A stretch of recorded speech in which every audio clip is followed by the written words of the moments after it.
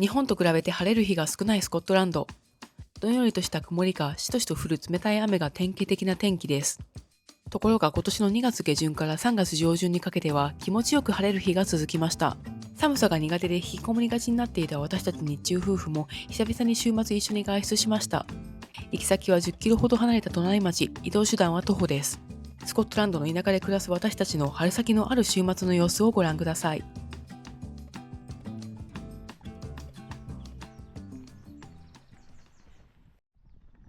マラソン大会が開かれていたのか、ランナーがたくさんいました。頑張れ。この日の外出の目的は隣町のカフェとバー、あと運動不足解消です。一応バスもあるのですが、本数は少なく1時間に1本。行きは頑張って歩いて、帰りはバスに乗る計画です。自転車という手もあるのですが、夫曰く途中砂利道になるのでタイヤを取られやすくて危ないそう。せっかくいい天気だし、スコットランドの景色を楽しみながら歩くことにしました。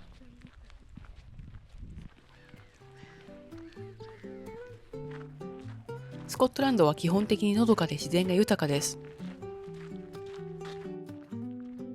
面積はイギリス全体の約3分の1を占めるのに対して人口はたった 8%。人口密度の低さが伺えますよね。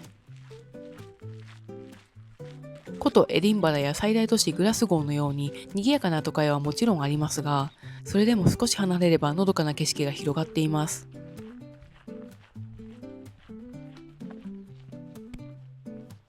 私たちが住んでいるのは郊外の小さな町ですが、この日向かっている隣町はさらにコンパクト。町と町の間はこんな感じで草原や牧場ばかりで、ウォーキングやサイクリングにぴったりです。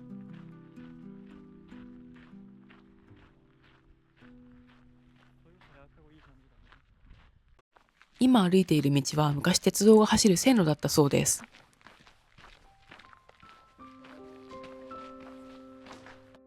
言われてみれば鉄道が走るのにちょうどいい道幅なんでしょうか。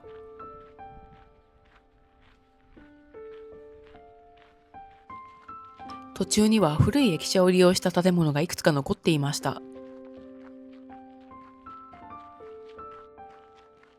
この屋根の下で列車を待っていたのでしょうか。新しいから改修されているとは思いますが、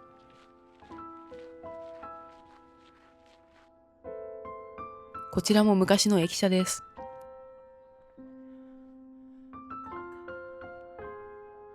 壁に時計が残っています。この時計で時間をチェックしながら電車を待っていたんでしょうね。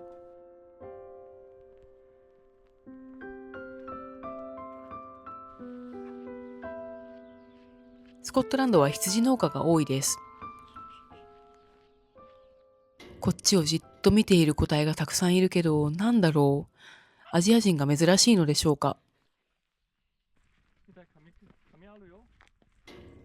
また目が合いました。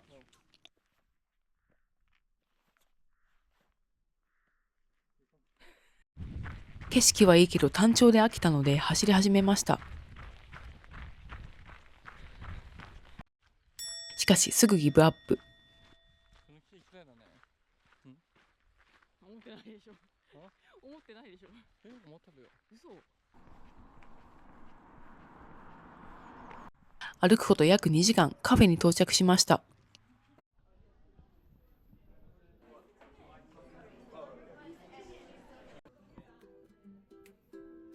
ランチメニューに切り替わる少し前だったので朝食メニューを2つ頼みました。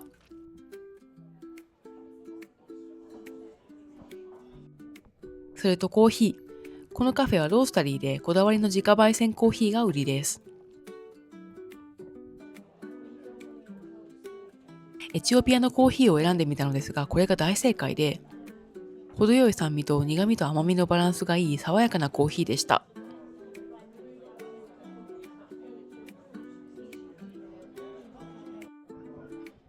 そして食事はこちら、朝食プレートのビッグベアとビッグパンダです。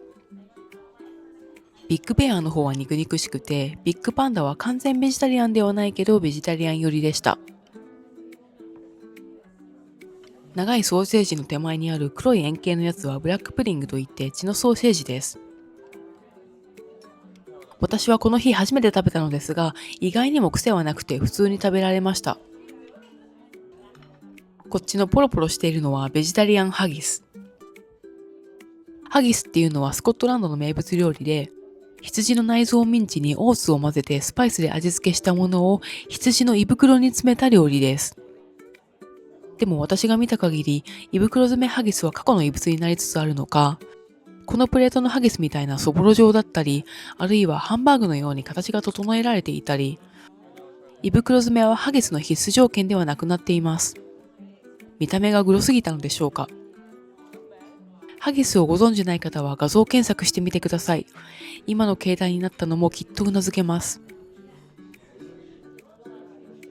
半分くらい食べたところで夫とプレートを交換しました。夫はメニューを決めるのが苦手というか、こだわりがないというか、外食の時はいつも私が2種類選んで途中で交換するシステムになっています。私は自分で選んでいるから文句はありません。むしろいろいろ試したいタイプなので2種類食べられて嬉しいのです。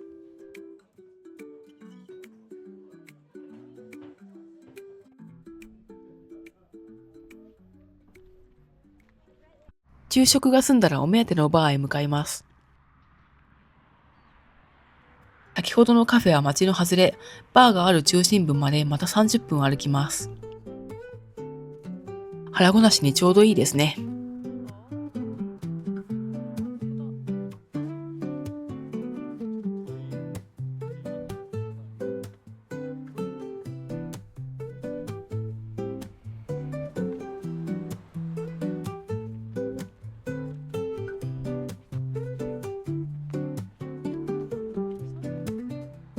お目当てのバーありました。ここのドリンクは種類が豊富なだけでなく、お店の方がこだわって選んだものばかりなんです。ワインが棚にずらり。良質でかつ高級すぎない価格帯を揃えているそうです。ビールもちょっと尖ったセレクションです。タップももちろんあります。フードメニューがない代わりにポテチが置いてありました。おすすめのワインを試飲させてもらっています。なかなかいい。夫はカウンターでビールを注文しています。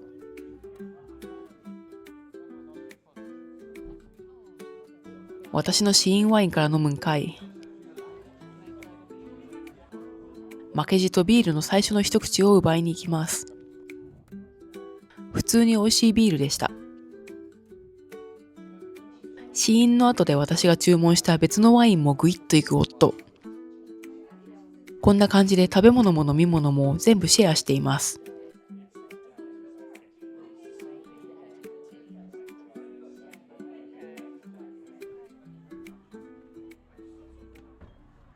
1時間に1本しかない帰りのバスを逃さないために早めにバス停に向かいます。地方暮らしってこういうのが大変ですよね。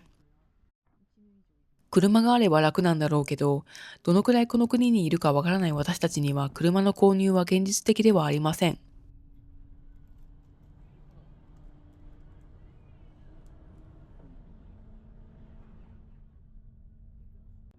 住んでいる町まではバスだと15分ぐらいでした。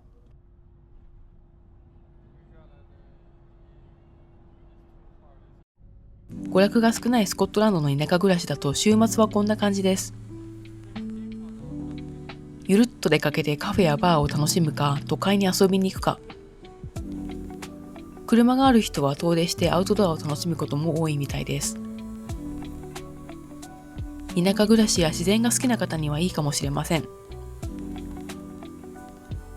それではまた。